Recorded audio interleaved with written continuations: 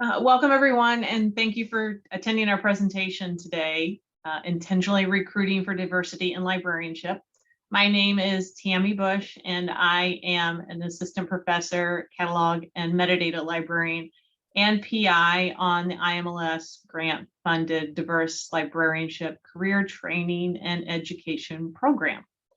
And I'm going to go ahead now and let my co-presenters introduce themselves. Hi, everyone. I'm Lora Del Rio. I'm the Director for Research, Teaching, and Learning here at Lovejoy Library at Southern Illinois University, Edwardsville. Also an Associate Professor and Humanities Librarian, and I'm a co-PI on our grant. Hi all, I'm Shelly McDavid. I'm an assistant professor and I'm also the STEM librarian as well as the director for access, discovery, and systems here at Lovejoy Library at SIUE, as well as a co-PI on this grant. Hi guys, I'm Lamonta Sworn. I am a research assistant here at SIUE. I am currently seeking my master's degree in English literature. So yeah. That's me. Hello, everybody. Excuse my voice. I'm Simone Williams, and I'm an assistant professor and the diversity engagement librarian at SIUE, and I'm also a co-PI on this grant. And I did want to give a shout out to our colleague, Elizabeth Camper, who is the a co-PI on the grant and also the assistant professor and information literacy librarian here at SIUE. Elizabeth was unable to join us, but helped us out with getting all this together. So we will be monitoring chat during the presentation, but also we will welcome questions at the end. Laura's going to drop a link into chat to a Padlet page with resources mentioned throughout the presentation. So now I'm going to turn it over to Simone, who'll be talking about lack of diversity in librarianship. Okay, I'm ready to advance the first slide. Hello, everybody. So I'll be talking about the lack of diversity in librarianship. As many of you guys know, if you've attended a PDA series before, any other webinar in the last couple of years, the topic of diversity in libraries is very common. So according to the ALA member survey that you see on your screen here, the demographics of the library profession is very wide. As you see, over 87% of librarians self-identify as white. In 2014, that number slightly decreased in 2017. And you can see the numbers for other groups slightly having an increase, a slight increase from 2014 to 2017, just by a minute percentage.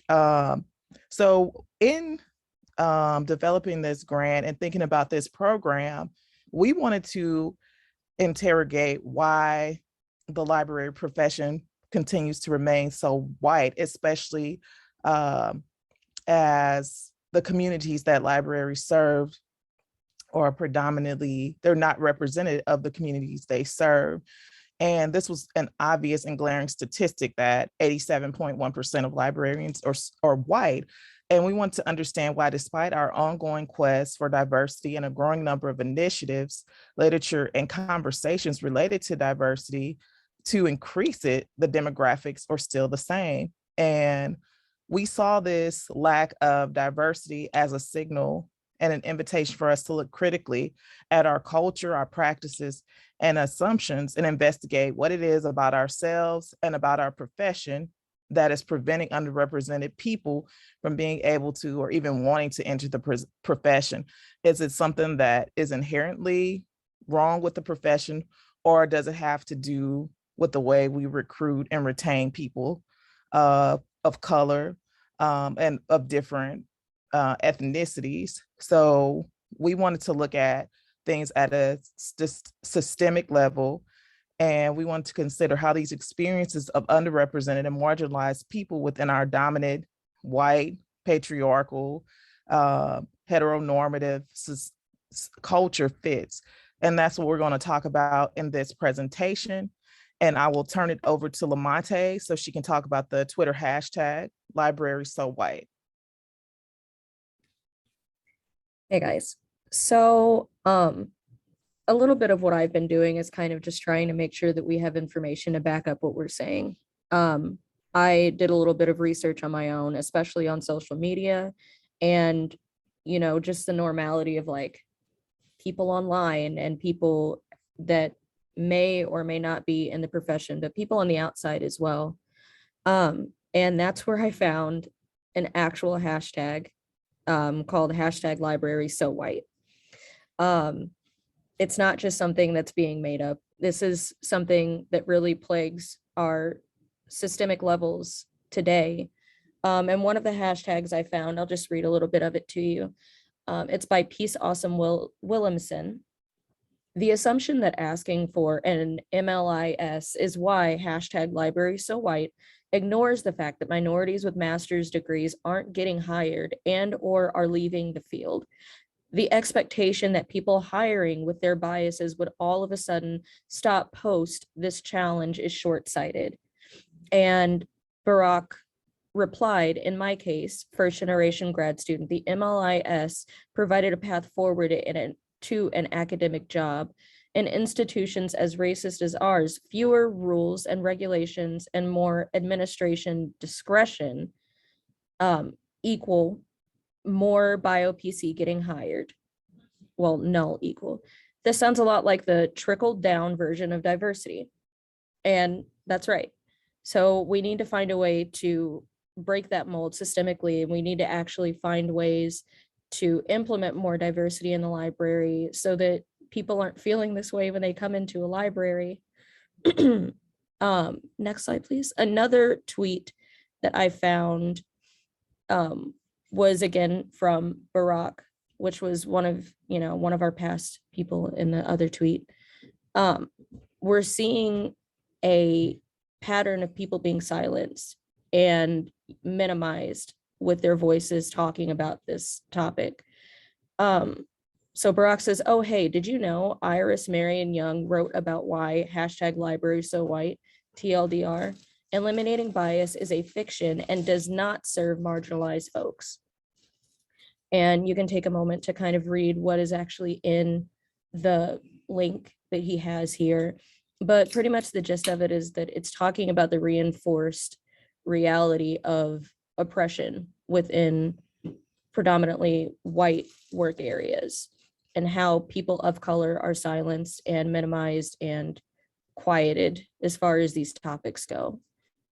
So I will go on ahead and turn it to Lora, and she's going to be talking about the IMLS positioning report. Thanks, Lamonta. So the Institute of Museum and Library Services, IMLS, convened experts on Tuesday, November 7th, 2017, to explore how to strengthen the formal education component of the Lora Busch 21st Century Librarian Program, the LB21 grant program. So that's the program that we applied to best support library and information science programs to meet the needs of students and libraries while increasing diversity within the library and archives professions. So I'm mentioning this report, it's linked in the Padlet page. So if you go and look at Padlet, there's a link to it. It's about 40 pages long. You can read through it, lots of good information there. This really informed us and challenged us to put a proposal together to answer some of the challenges presented in the report.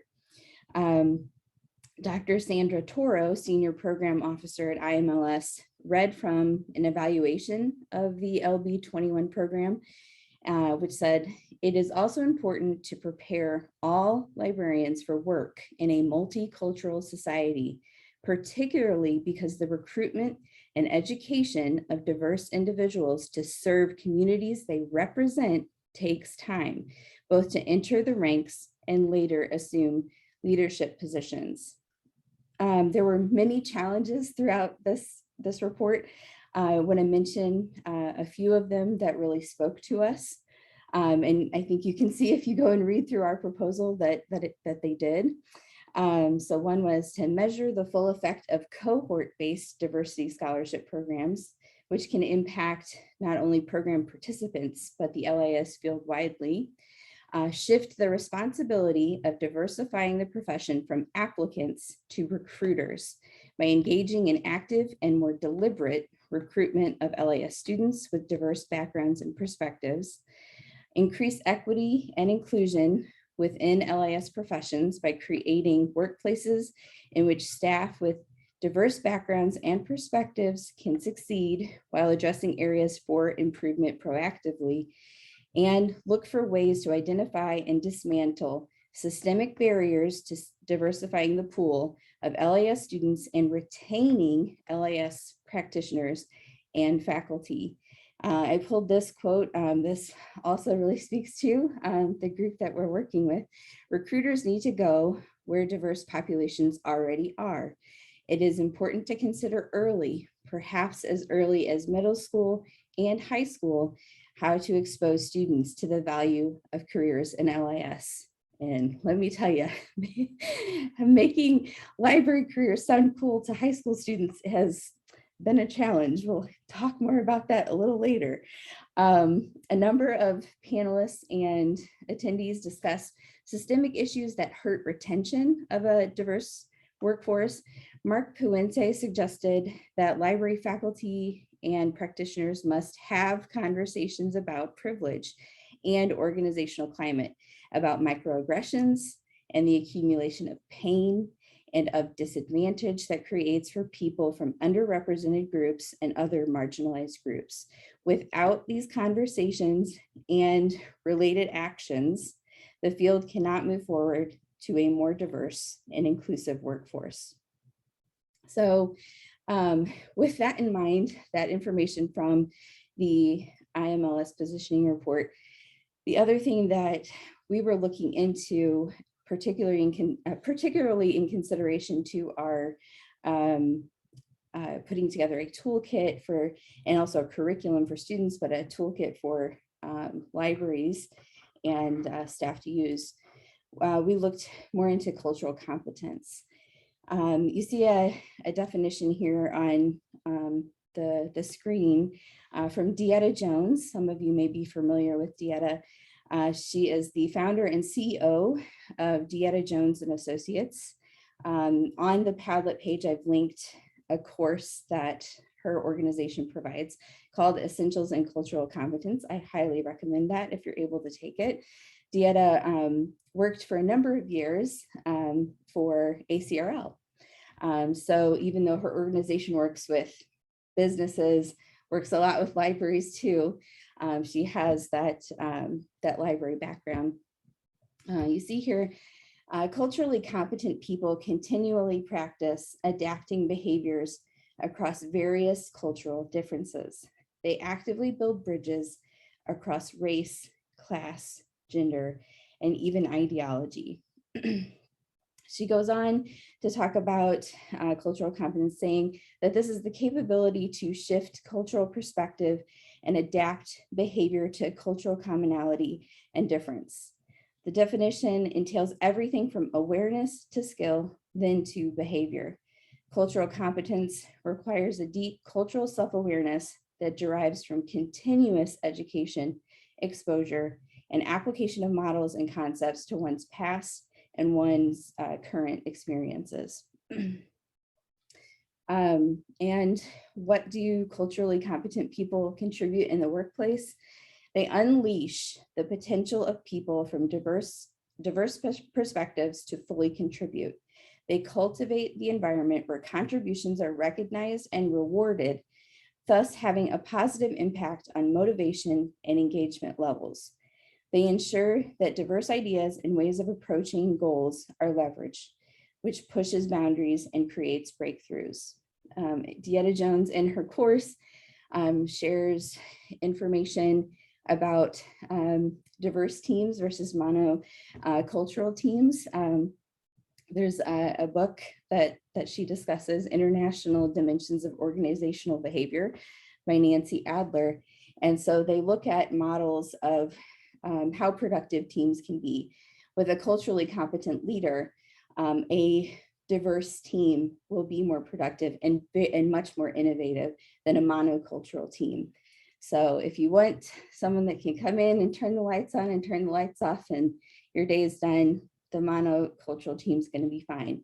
If you want to be innovative, you want to be productive, you want a team that's culturally competent, you want a leader that's culturally competent. Another thing I wanted to share was, so this notion of awareness, cultural awareness, and I have this up on the screen here. Cultural self-awareness means that each of us can see ourselves as having a culture and that we understand the impact of our culture on our worldview. We come to understand the filters through which we view others. This acknowledgement allows us to contemplate the extent to which our values are reflected by the perspectives that we hold. I think it was really interesting in the course that DEIA goes on to talk about how when she does work with people, white people in particular will say, I don't have a culture, but you do. We each have a culture. And so understanding that she goes into talking about dominant cultures and non-dominant cultures, and there can be confusion about that. So you have to do your own self-work in addition to understanding others. These are really important parts of diversity work. So another place that we gathered information from is a webinar series that I'm going to hand it over to Lamonta, and she's going to talk about so why I left the profession. Okay, so a big question usually isn't about recruitment necessarily, because we can recruit people of different diversities, people of different backgrounds. We can implement that, but the problem is retention. So what my research kind of entailed is trying to find out why people left the profession. And in that research, I found a video webinar called Why People Left the Profession. So the biggest reality of it is that there were just people, you know, a lot of the people that were coming in there that were of color, people of color, bio-PC people, they were coming in and enjoying their work, but they weren't necessarily fitting into their environments because they were too culturally homogenous. They were forced into these, you know, conforming roles and kind of pushed out of their profession a little bit because of it. And, you know, leadership wasn't valuing diversity. They were, you know, these people are working in hostile environments and people aren't willing to change. So while I was actually watching that video webinar, one quote kind of struck me a little bit, and it was by Michelle Eccles. And it came from the second video of why I left the library profession. And she goes on to say, the most important thing is knowing who you are, knowing what you stand for. You can't go someplace if you don't know where you came from. Know your history. And she is completely right. I found that very fascinating, that's just the reality of it. We need to know our past to be able to be in our present and future. So a few more reasons why people were leaving their profession was not only because they weren't fitting into these homogenous environments, but there was no room for advancement. They already had, you know, white leadership that wasn't willing to budge. They had been there for so long, there's no room. Or if they finally did make it into leadership, they were pushed out and, you know, put in precarious times and like removed once they were rendered, you know, unnecessary or have, you know, done whatever they needed to do. They're, you know, people are being overworked and not compensated for that work. There's a lack of recognition, and above all, it was just microaggressions and discrimination. And, you know, it's sad to see, but a lot of the times that's what happens when you end up in a very homogenous work environment and there's, You know, there's no one there to understand you in the way that you need to be understood, and there's no one to hear you. Similarly, in her study of racial microaggressions in academic libraries, Jana Albee says academic librarians of color noted that they are treated differently than their white peers. Minority academic librarians are also more likely to perceive racial microaggressions directed towards colleagues. However, non-minority librarians are unlikely to report observing racial microaggressions. Albee also notes that racism and racial discrimination are seldom discussed explicitly in the LIS literature, despite the presence of work chronicling the experiences of minority librarians. What the research of Albee and Bashford suggests is that a dynamic already well known to people from marginalized groups.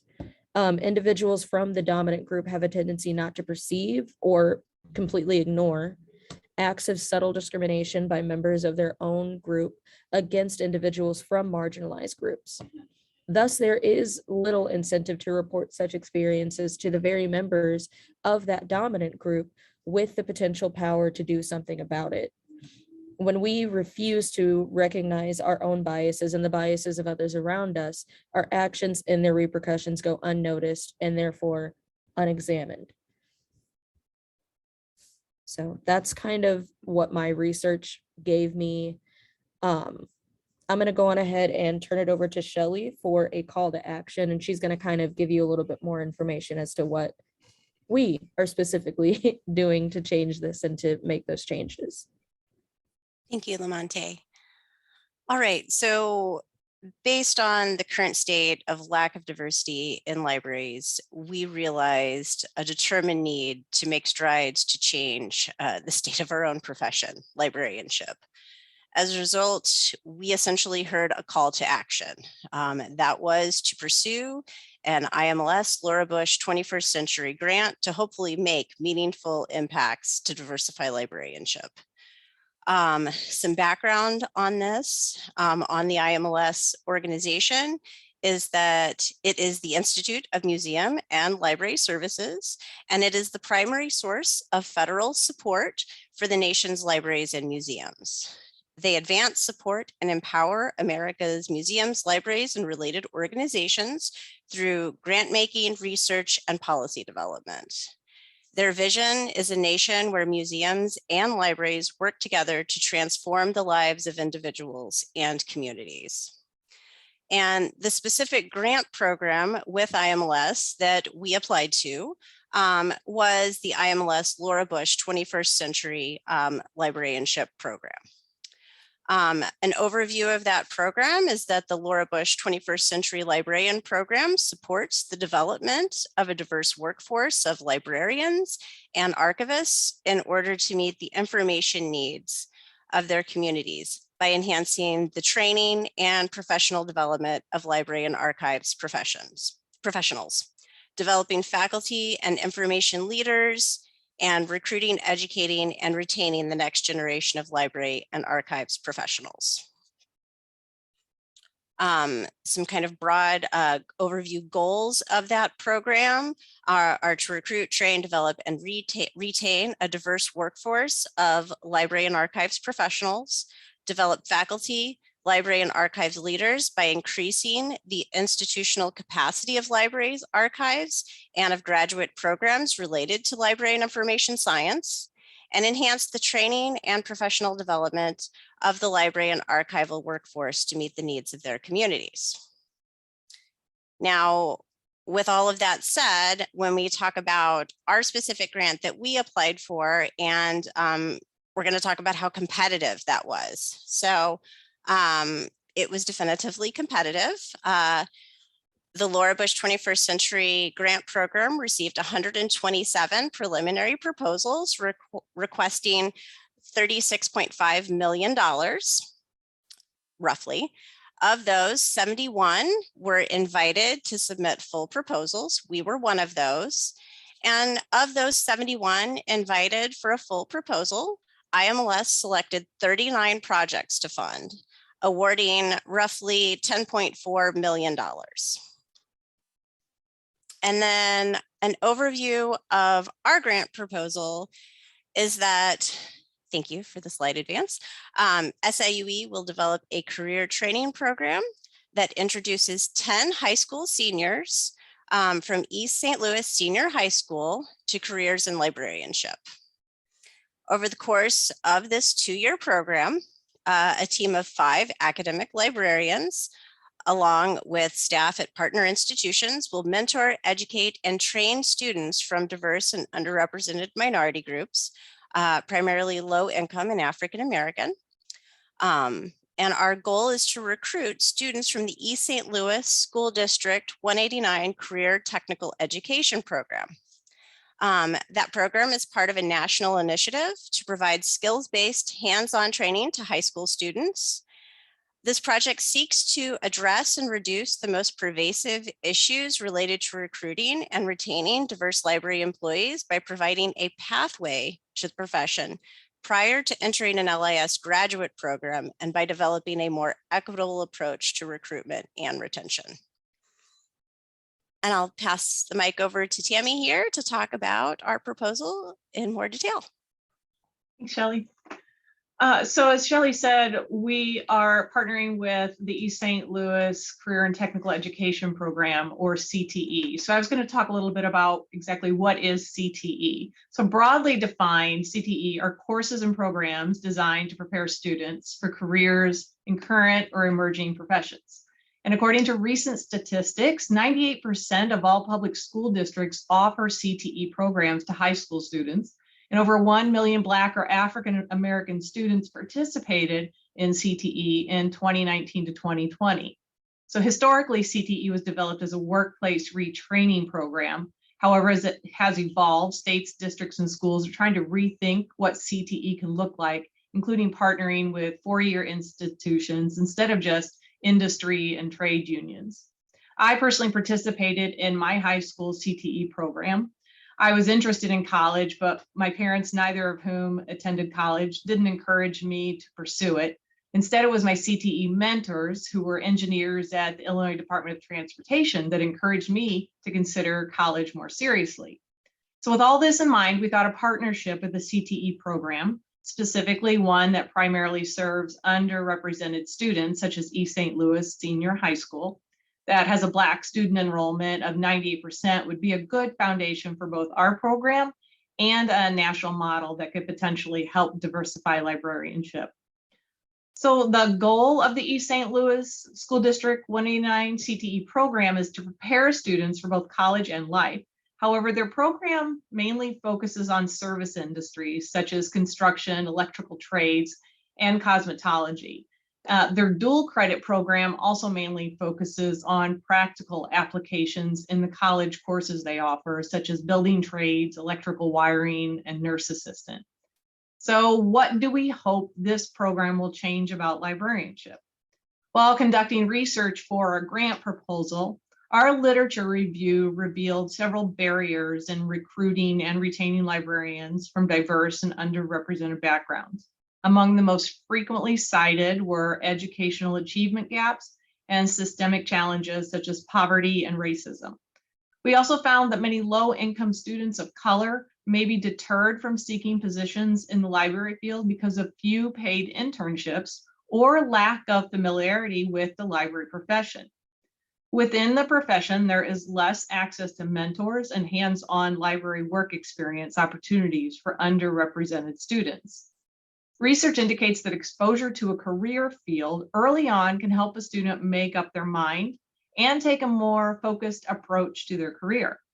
And this workforce pipeline model has been successful in creating and maintaining interest in a profession. Although we found evidence of high school students in CTE programs who worked in libraries, we felt it was an underdeveloped niche that could potentially have a significant impact at a national level. By partnering with a high school CTE program, especially one that serves diverse and underrepresented minority groups, we aim to get students interested in librarianship before they leave high school. Additionally, a key component of our program is mentorship. Our program provides each student with a dedicated mentor who will engage with them throughout the program, and hopefully this relationship continues once the program is over. So similar programs within and outside of librarianship, we considered, and when we were creating ours, was within librarianship is the Inclusive Internship Initiative.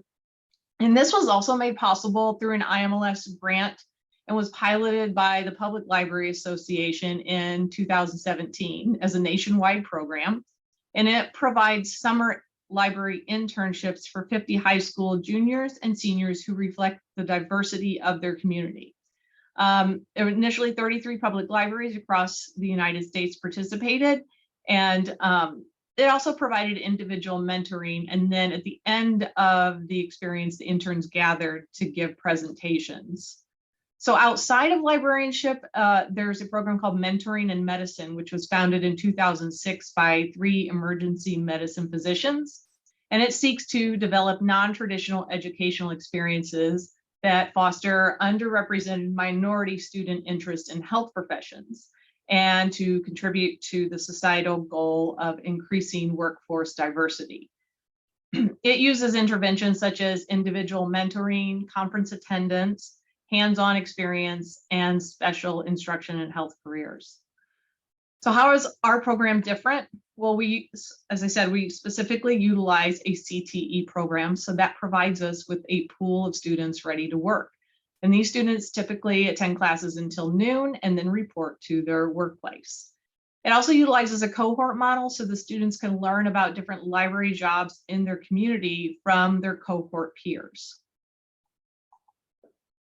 Next slide, please. So there are many partners involved in this process, and first and foremost is the East St. Louis District 189 CTE program. But several libraries and cultural institutions in the area have expressed interest in serving as workplace partners or just to offer their support and help spread the word about our program and our toolkit. So for instance, University of Illinois Urbana-Champaign reached out to us to offer their help and support from their information science faculty, and also to help market our toolkit. And now I'm going to pass it over to Lora to talk more about the toolkit. Thanks, Tammie. So one of our goals, goal number 5, was to develop and disseminate a toolkit that includes a curriculum of librarianship for students and library staff that emphasizes leadership training, racial equity, racial justice, inclusion, and culturally responsive education. So as you heard earlier in the description of our program, we're talking about 10 high school seniors, but of course these are paid internships, essentially working for 30 weeks, across the school year is the idea.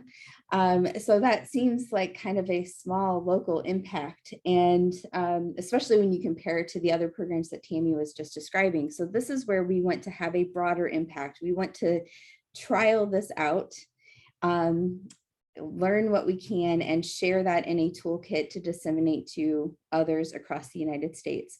So the other statistic, I believe I'm right in saying 98% of high schools in the United States have a CTE program. So there's potential for a huge impact for libraries and cultural institutions to take this model and adapt it to their own community.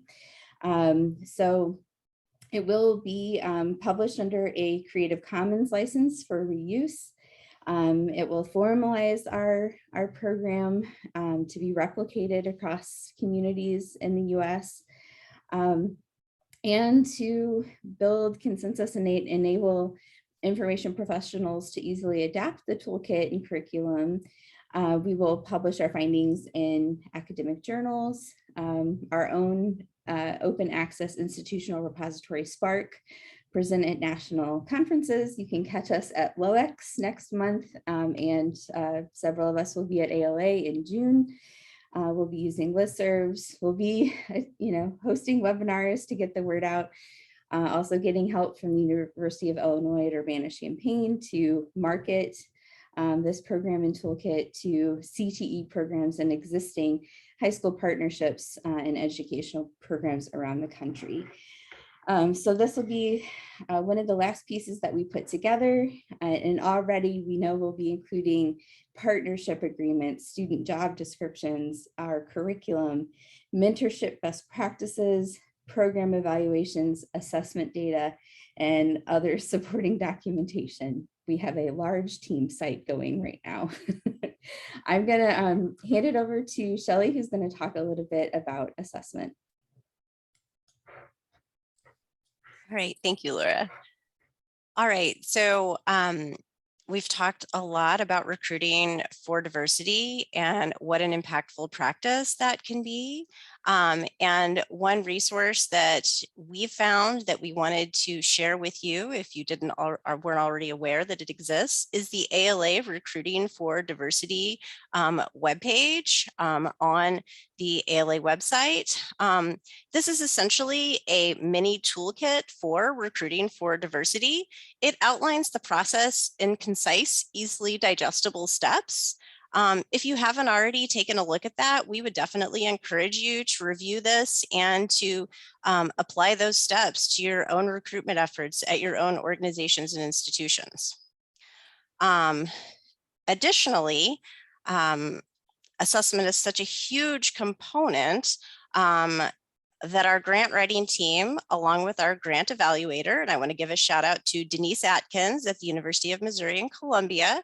She's a professor in information science and library technology. So just wanted to give a shout out. She's amazing, but she is our grant evaluator.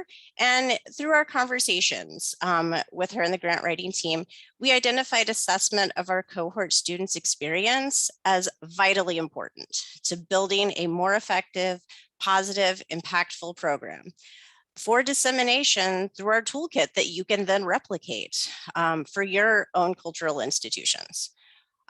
So what specifically are we assessing? Very broad strokes here. How to improve the program overall, right? How the program is perceived by our students, the CTE staff, partner organizations, and our mentors. All of that is very important. How students perceive that the program is either useful to them or not useful to them. That's very important for us to gain understanding of, especially this first year for implementing improvements next year. Our assessment utilizes a mixed methods approach. We're incorporating focus groups and online surveys with all of our constituents, meaning our cohort students, our CTE staff, partner organizations, as well as our mentors. All right, and I'll pass the mic over to Simone to talk about some of our first year obstacles. Okay, so I'll be talking about our first year growing pains, as we call them. So some of the obstacles that we've had, but also some of the lessons learned from these obstacles. The first obstacle that we encountered was award notification. So if you apply to an IMLS grant or any other granting agency, you might receive the award notification later. So we didn't initially receive our notification until July 30th. So that leads to the second bullet point. So that left us little time for recruitment. We initially planned on starting the program in October of 2021. But again, we weren't unable to be that involved in recruiting, but it also goes back to recruiting. I wanted to say something.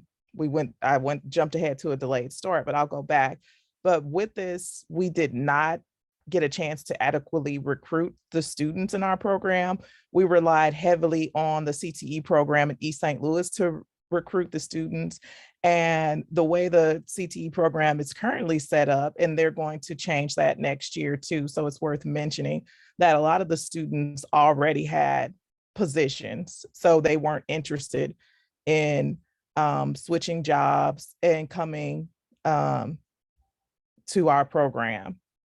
So we had that. And going back to the delayed start, we also had some issues with some of our partners because we were recruiting and we're trying to get students in the cohort during COVID. So we had to take that in mind, that a lot of the paperwork wasn't available yet. We also were not prepare for the amount of parental involvement. We had automatically assumed, since these were high school seniors, that parents were willing to allow them to work at a lot of our locations. The locations, might I add, were chosen because they were easily accessible to public transportation, and also because a lot of students had worked at a lot of the partner locations that were mentioned before in other programs, including St. Louis Public Library. So we just assumed that the parents would be willing to let their students work there, but they weren't. They had a lot of concerns about safety, about their students getting to and from the locations, et cetera. And we also understand, the next bullet point, that students may not engage or be interested in the program like we expected. Like we said, we came up with this excellent program idea. We thought that we would be able to engage and recruit students, but we found out that that was not the case. When we initially set out to have a cohort of 5 students, we had 3 students from the CTE program who interviewed in the mock interviews with some of the workplace partners, as well as the co-PIs. And out of those 3 students, and we also had 2 other students who were interested in the program who did not interview. Out of those 3 students, we were only able to recruit 2 students. And of the 2 students, we only have 1 student remaining, who is my mentee. So we did not have a cohort this year. So that is something that was an obstacle. And we also understand that paying students through a grant is also an obstacle. That was something that we didn't expect either. So if you're going to be paying your students through a grant, just be aware that you may have some issues with getting them paid on time, especially if you are working at an academic institution. So some of the lessons learned from this program, I'm sorry, my voice goes in and out, is that we received a lot of support from IMLS. So if you are going to apply to a grant or a similar grant, just know that the granting agency will be there for you throughout the entire process. IMLS was there for us pre-award and post-award to make sure that we were meeting guidelines, deadlines, et cetera. And that when you're recruiting, you're not only recruiting students, you're recruiting their parents. So it's important to get the parents involved early in this process. We're also going to begin our recruitment early. So we're going to be recruiting this spring for our students, and we're not going to rely as heavily on the CTE program. We have a job fair scheduled in the upcoming week, so we can actually go talk to these students before their senior year and try to recruit juniors into the program. And I just wanted to say, we also have to be aware of the generational differences and cultural differences of our students, and just recognize that with the generational differences, we put together a video for the CTE program, and the CTE coordinator was making us aware that the students may not be interested in the information, how it's presented. So you have to be aware that the students you're encountering, they have a different way of communicating. They have a different way of looking at things. They also are reacclimating themselves to a classroom and to a job setting post-COVID. So that's something else that you need to be aware of. And also that also gives you an opportunity. It has for me, is to learn your student and also have your student to learn you. So that could be a benefit of that relationship. And you also have to be aware that students may not go into the profession after program participation. I know with my student, she's interested in the culinary arts. And we have to be cognizant that some of the students in the CTE program were attracted to the program for a reason, that they do want to go into these technical careers. So we therefore have to be flexible and, have to educate our cohort students if they're interested in alternate career paths besides librarianship, and to be stewards of information and lead them along that way. And hopefully, we develop lifelong relationships with some of the students. You can advance to the next slide, because this is the conclusion. So if you want to look at any of the references and resources, Lora has linked the Padlet in the chat. So you can click on that and advance. I'm sorry. And if you have any questions or concerns, please let us know. I would like to say that we received 2 questions prior to the start of the program. So one of the questions was, what are some of the intentional steps all libraries can take in the pre-boarding process to appeal to a diverse workforce? Hopefully we were able to fill that question with the presentation, and I'll let Lora, Shelly, Tammie, anybody who wants to speak, answer the second question.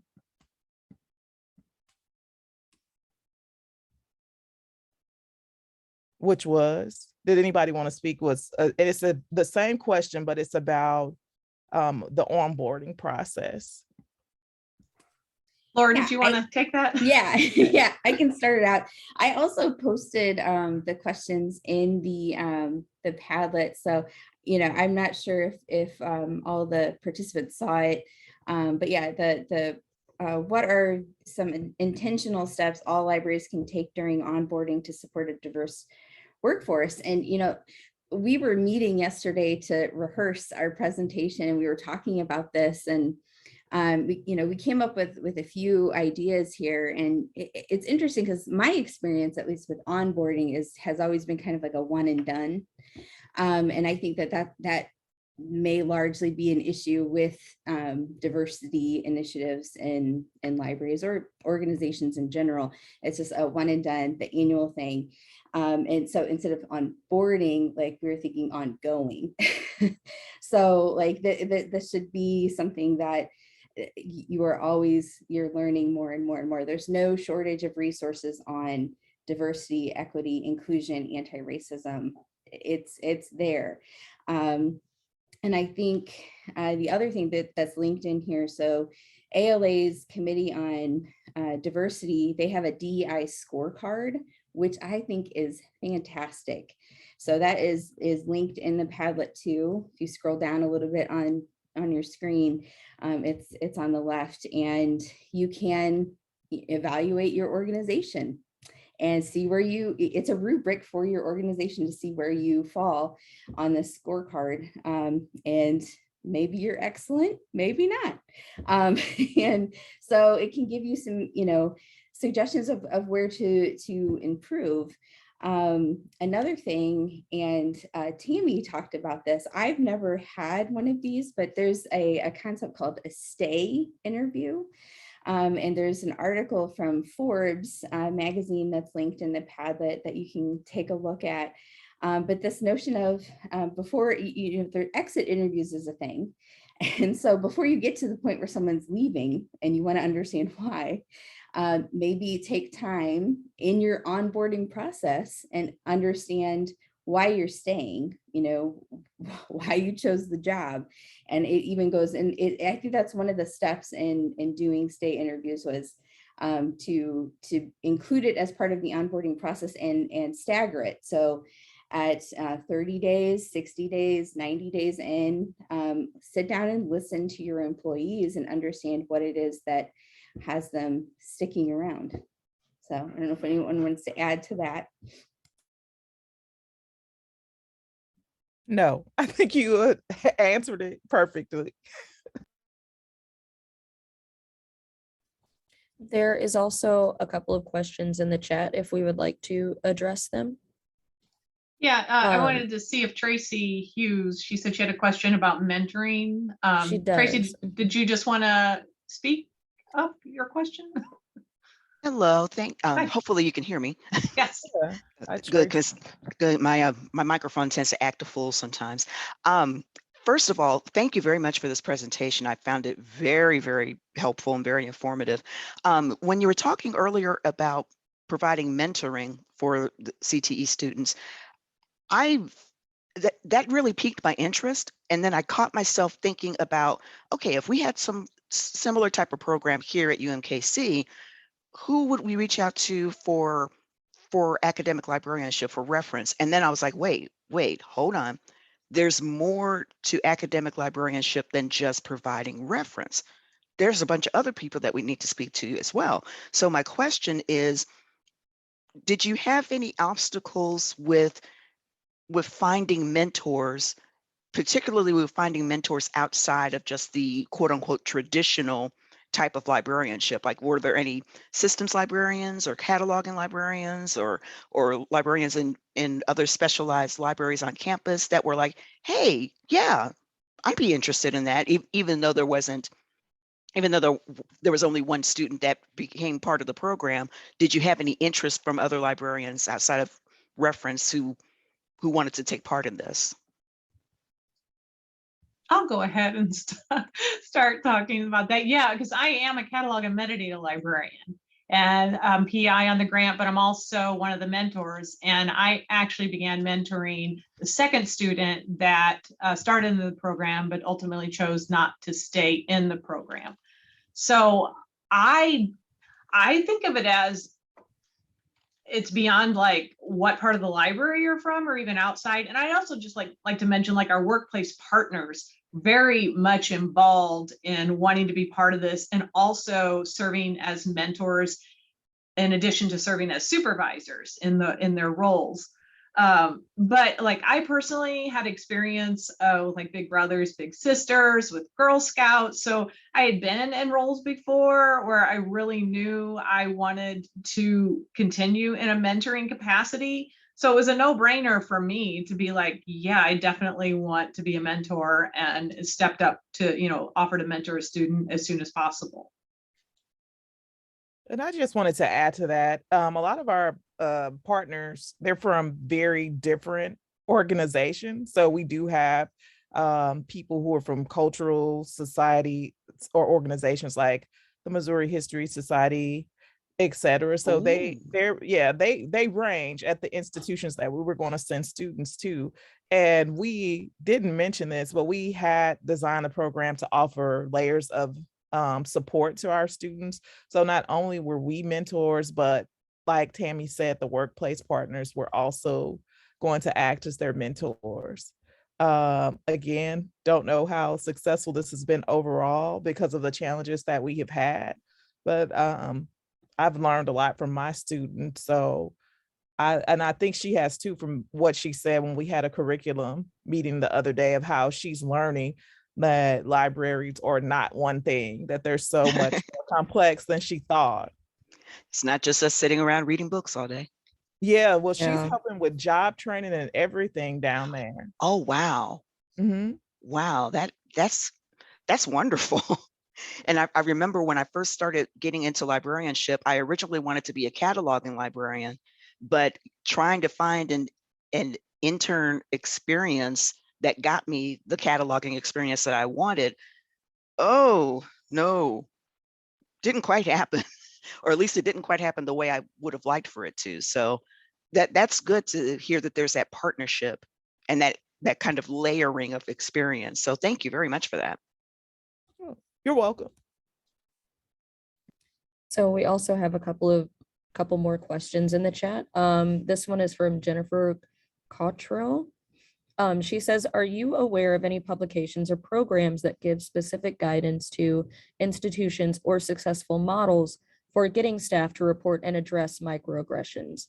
I want to get beyond raising awareness of what a microaggression is and that they occur to how to talk about them and what to do when they occur.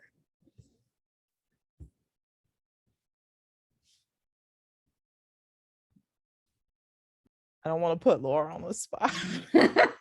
Oh, okay. Thanks, Simone. I yeah, was going to answer too, but go ahead. No, I was like, the key word in here is successful models. And I think with DEI and anti-racism work, it's just going to be messy. And I think that we just have to lean into the cringe, and you have to keep trying and learning. And I'm thinking about, and Simone, I don't know if this is on your mind, but I'm thinking about here at SIUE. So we have a reporting system set up across campus called BERT. and let's see if I remember, bias, incident reporting. What is the T? I don't remember the I T. forgot. Okay, so it's an online I think it form. may be task force or something. Task, I yes. don't remember. Thank you. Thank you, Lamonta. So yes. And so you can, so there is, yes, there's a task force. It has administrators and other representatives. And so you can fill out a form identifying yourself, or you can report anonymously, being witness to, yes, Tracy, use that, lean into the cringe. I cringe a lot. So, and anyway, so yeah, you can report a bias incident. So you were a witness to it, you experienced it, and they will open an investigation on campus. And so successful, I think that there's a lot of commentary from campus about how it can be improved, but it is something that we are doing. We have leadership on campus who have committed to anti-racism work, and this is an initiative. This is a step that they're taking, and people are reporting incidents. Now, whether they're handling it the best way is up for debate, but the conversations are happening, and I think that is important. Simone, I don't know what you want to say. I was just about to say, is in regards to the literature, since we're working on the toxic workplace cultures article, we have hit a roadblock. There's really not a lot of literature out there, especially in LIS, about toxic workplaces, because a lot of people are reluctant, or they don't have the tools to identify it.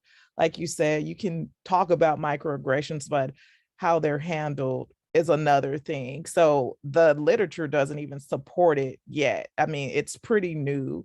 So Lora and I were working on an article about that now, to try to address some of those issues, and the literature just doesn't support what a lot of librarians or experiences, or not even just librarians, people who work in the profession or experience. And so not really. If I can find any links, I can put them in, but it's very difficult, Jennifer, finding this kind of information. Yeah, I just put in the chat, some of you may know Katrina Davis Kendrick. She was, I think, Academic Librarian of the Year, I think, from ACRL a few years ago. And she has published on the low morale experience. So that's not exactly like getting at what you're talking about, Jennifer, but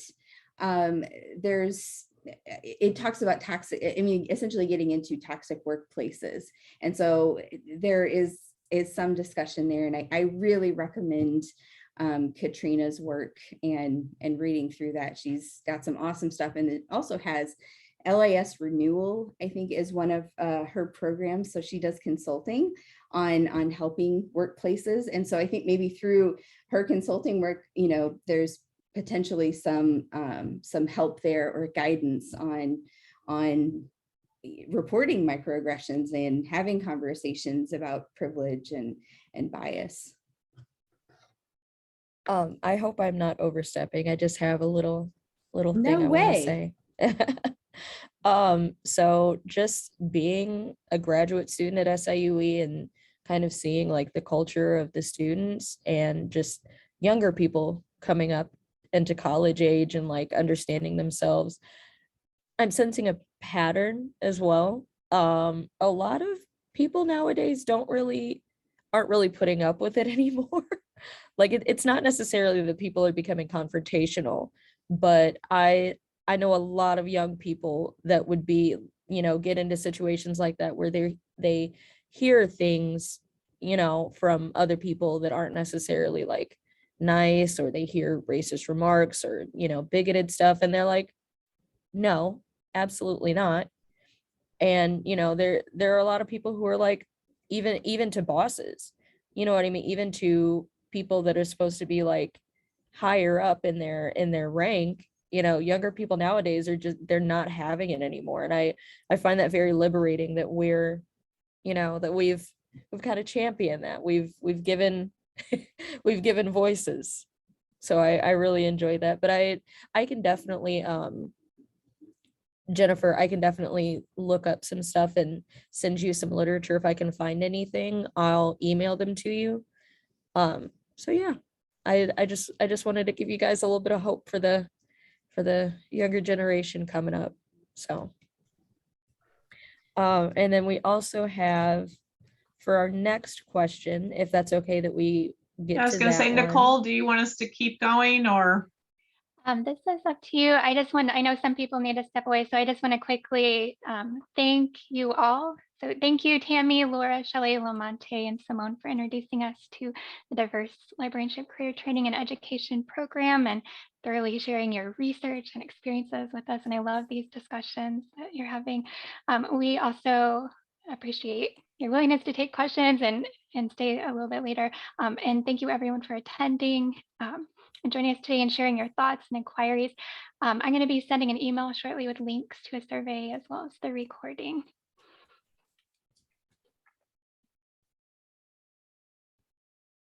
And you're welcome to stay and take questions if you have time. But we want to be respectful of your time if you aren't able to.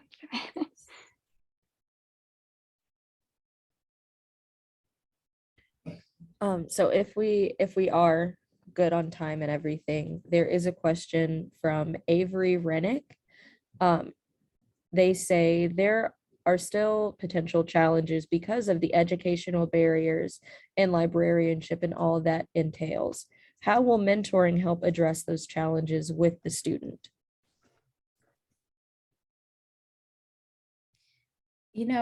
I can't help but think about the first tweet that you talked about, Lamonta, which is like this a myth that there are no people of color with an MLIS. It's like they're there. You just need to look at your organization and the barriers that are in place that are making it difficult for people to apply or be recruited or be hired. So I think that's something, but that isn't necessarily like mentoring. So saying like, how is mentoring getting at that? I also have to think like there are still careers in librarianship that don't require an MLIS. That's the other thing that comes to mind to me, and making people aware of that. I also think just educational barriers in general.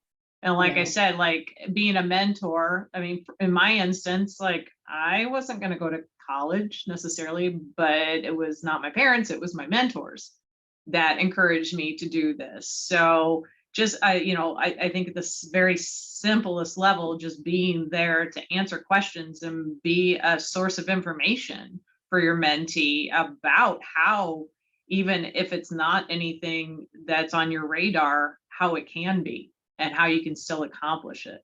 So.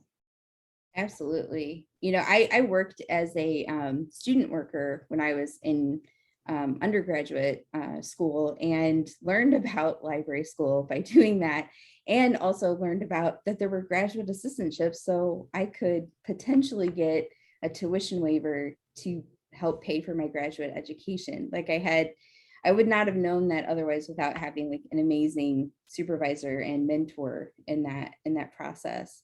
And the other, like the civil service system here, if you're working in a civil service position at SIUE, there is a tuition waiver benefit to get a bachelor's degree, so I mean, like making people aware, like, because when I think about barriers to education, I can't help but think about affordability and cost. And so, I mean, that seems like just sharing that knowledge and guiding people, to the opportunities that are there, seems like, yes, and mentoring. Yeah, Shelly, go ahead. Oh, that was really all I had. I mean, having that positive rapport with a human and helping to provide them guidance, helping to build their self-esteem and their confidence and their ability to go and do whatever it is they wish to do with their life, I think is a huge service that we can provide at this point in time. So. And I was just going to say, being a mentor, as me, I'm the only Black person on the grant. So, and mentoring somebody who's also, I'm also from East St. Louis. I'm an East St. Louis native. I might say that as well. It's just having somebody there who looks like you, who's had some of the same experience. My mentee does not live far from me. So that is something else to take into account, and to just walk with them on that path as they transition into adulthood is a big step. As far as the educational gap, it's just also seeing somebody who looks like you, who has done this before. So that's another big leap like you could take. So I think that it's having somebody who looks like you, who understands where you're coming from, and everything like that. It's how mentoring can help. Even though I do realize, going into the profession, the mentors may not look like the students. And that's, again, how they can come back to one of us, or to me in particular, for that support that they need. I don't mind talking to the other students as well. But yeah, my student has been very helpful also with helping me, like I said, to learn her, to what she's interested in, how she'll get to her goals. I hope that helps. And I think there was one more question. Yeah. So there's one more from Nicole Swanson from Carly. She says, what have you been most pleased with so far in your efforts with this program?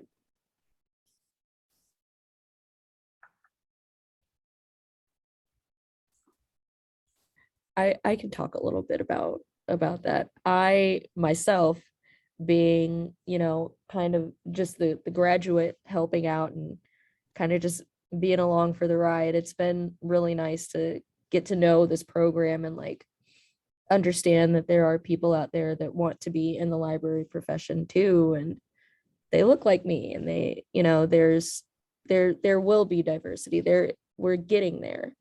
And I like the pioneering spirit of us all kind of just working towards this, like this main goal.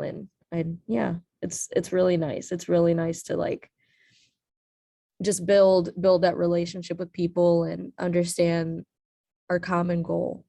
It's nice. Following up what Lamonta says, I have really enjoyed the relationship building with East St. Louis's CTE program, and the staff, and the openness and honesty that they have shared with us, to not be afraid to say, when our ideas are perhaps need some tweaking, or just the, like I said, the honesty, and getting to know the staff and the students, going over to visit the school and being there and part of it. So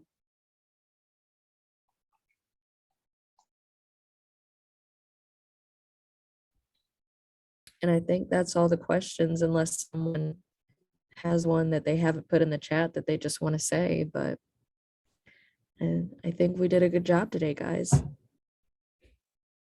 So I don't have a question. Can you guys hear me? But I have more of a comment. Yeah. Just a thought as you guys were talking earlier. If you're continuing this research, and I'm imagining you are, just something to think about. Maybe looking at people of color who have already attained their MLIS and what factors helped their success, because maybe there are lessons to learn there. We do focus on barriers a lot, which is important, but maybe we can learn from those who have already arrived. I happen to be a person of color who is a librarian, and I believe it was Lora earlier, but my experience is the same as Laura's, where I didn't think about librarianship until I worked as a student worker. I was just looking for a part-time job, and then I learned all I learned in the field, and turned out to really love the field, and then found out about the graduate assistantship opportunities and getting my master's degree paid, and well, the rest is history. I've been in the field for 6 years now. So just something that sparked a thought that came to mind, as I think it was Lora was speaking earlier, that if you're continuing the research and trying to figure out how to recruit and diversify the field, maybe figuring out what has worked for people as well. I know right now, not having my MLIS yet, I did not expect, not that I always expected to enjoy it, but I didn't expect to enjoy my position here in the library as much as I do right now. I've actually, like, at first, when I first came here, I was like, I just want to get into publishing and editing. I want to work at a publishing house. I want to publish books. I want to be a part of that. And now that I'm here, I'm like, maybe this isn't so bad. Maybe I could make this a career if I ever wanted to. So I will actually be getting my MLIS after I get my master's here. So that'll be we're working through that right now. So it's fun to be a part of it. That is awesome. And yeah, I'm unfortunately the stereotype that thought when I became an undergrad worker that I would just be basking in books. I was an English lit major. I really am not gonna lie. And then I came in the field and I was specifically hired into reference and I was like, oh my goodness. And I had a new level of respect for librarianship after that. So but just, that was my story, and it was interesting to hear Laura's earlier. It was very similar, so that was what sparked my interest. Well, maybe there's something there to explore.